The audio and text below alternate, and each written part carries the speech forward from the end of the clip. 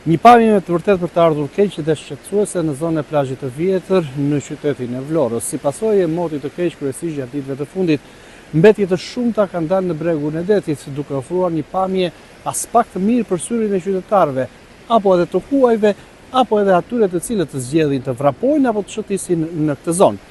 Edhe herë të tjera, mbetje të shumta kryesisht leshteri kanë dalë në breg të detit, jo vetëm në zonën e plazhit të vjetër, por edhe në zonën e Lungomares dhe përgjatë vizë bregdetare të qytetit të Vlorës. Ajo që duhet është padyshim ndërhyrja sa më shpejt për të bërë të mundur largimin e këtyre mbetjeve dhe ofrimin e një pamje më të kënaqshme për sytë e qytetarëve. Mbetje të shumta dhe një pamje për të ardhur keq. Kjo është situata aktuale në zonën e plazhit të vjetër në Vlorë, ku moti keq i ditëve të fundit ka sjellë në bregdet sasi të konsiderueshme mbetjesh dhe leshterikësh të grumbulluara përgjatë vijës së detit. Edhe pse fenomeni i sjelljes së mbetjeve nga deti pas kushteve të pafavorshme atmosferike është i njohur, ajo që shqetëson qytetarët mbetet mungesa e ndërhyrjes në kohë për pastrimin e zonës dhe largimin e mbetjeve. Për ditë me radhë, bregu i detit vjon të jetë i mbuluar nga mbeturina, duke krijuar jo vetëm një pamje të shëmtuar, por edhe shqetësime mjedisore. Plazhi i vjetër është një hapësirë që përdoret gjërësisht nga qytetarët jo vetëm gjatë sezonit veror, por edhe në këtë periudhë dimërore, si zonë për shëtitje, vrap apo aktivitete fizike.